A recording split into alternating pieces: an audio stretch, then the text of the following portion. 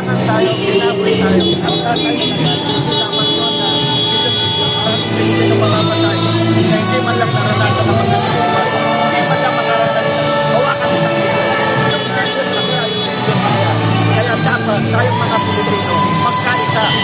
Tapusin natin yung ganitong problema. Ayusin natin ang Pilipinas. In our lifetime. Sir, nagkakagulo po ngayon. Meron po trainers na maraming sinalit sa nangyari ng gobyerno kailan start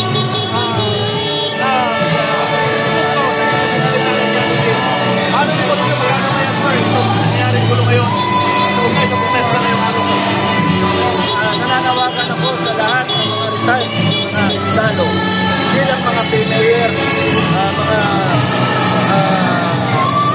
integrate mga reserve mga officer lahat ng mga retired lahat ng mga lahat tayo sa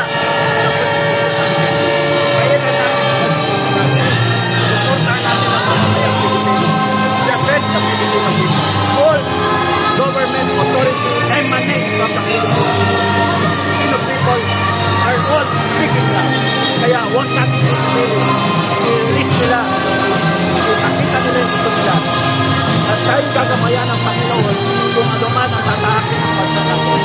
So, ano po masasabi ninyo? Mismo, Pangulong Marcos masasabi nila ay after sa corruption. Pero ang rally na ito, ito na nagubad ko ito sa mga ganito sa mga pamahala. Kaya sumabot ang galit sa mga ang hinihingi ng taong bayan, mananakita, accountability at responsibility. Siya ang naging presidente mula 22 hanggang 2023. Lahat ng itong ulimpat ng pera na nakawan, lahat ng abuso nangyari sa tayo niya. Yung pagbaboy ng Congress, lahat ng institusyon, pati yung AFP ang gagamay, yung ginawa sa KOJC, yung mga inukulog na mga personalidad, kaya sila Lorraine, sila Eric, and then Pastor Tiboloy, pati si Pantat namin. Why don't we come out with the proper way of doing it? At alamin sa limapanan. Let them defend yung abuso ng mga sobra sa mga just to attain an agenda sa mali. Kaya tayo, at ang Pilipino, lahat tayo, sabihin natin, hoy, mali ka. We are the sovereign Filipino people.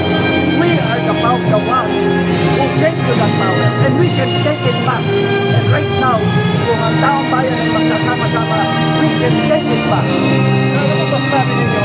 Marami ko yung nagsasabi na yung mga nananawagan ng Marcos Rizal, bakit daw Marcos Rizal? Yung mga matulog, mas maganda na tulungan na lang ang matulog, namalis ng mga ikomisyon ng person. Ano po sabi nyo? 3 taon na tayo nagrarally. 3 taon na nag-inay ng tao. Sabihin nyo ba, magbabago bigla siya? Hindi, yung ginagawa niya yan, drama.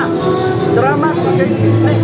Natakot siya na mga magaya tayo sa Nepal o kaya sa Indonesia. That's why nag-decision lining na siya. Nagpupot sila sa kunwari may investigasyon. Pero hindi mangyayari yun. Walang makukulong yan. Papatakasin nila yan. And then, normal na hanggang matapos siya. Tapos ang babalik na naman sila sa gobyerno. So walang katapusan ko. At ang pinag-pinag will not experience good governance under this regime. Talagang bilog tayo. Sir, ako po ang rally ngayong araw, sinigil po ang Pinakabahan siya. Kaya niya pinalik yun. Para lang may isang galit ng tao. Kaya niya, may ako. Pinamalik yan. Pero why only now? Ano? Yung pinentang dito, ano nangyari?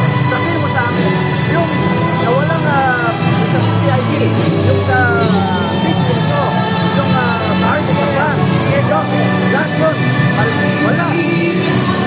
Lolokoy tayo. Ha? Mag-practice ka na lang muna. Therefore, not to settle on the blood issue.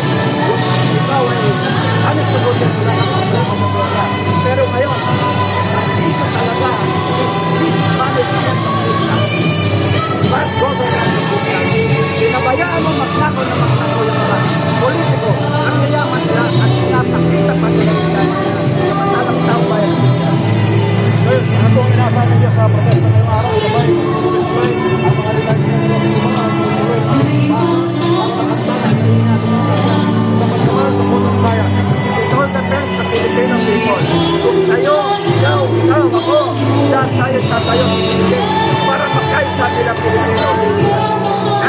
natin ang isang magandang landas para sa bansa natin. Mangyayari yan. And with the aid of Almighty God, matatapos ito, maayos na rin yung problema natin. Mensahe po ninyo para overseas supporter, lahat ng mga Pilipino, malayo, naghahanap na sanay. Gusto sila ngayon, makahambangin. Maraming salamat sa mga OFW natin, sa mga SSDF na international, at lahat ng OFW natin. Huwag kayong mangamba, huwag kayong mamroblema, ma-stress. Talagang ganito Pilipinas, kasi kaipon-ipon lang tayo. Kaya kami mga nandito,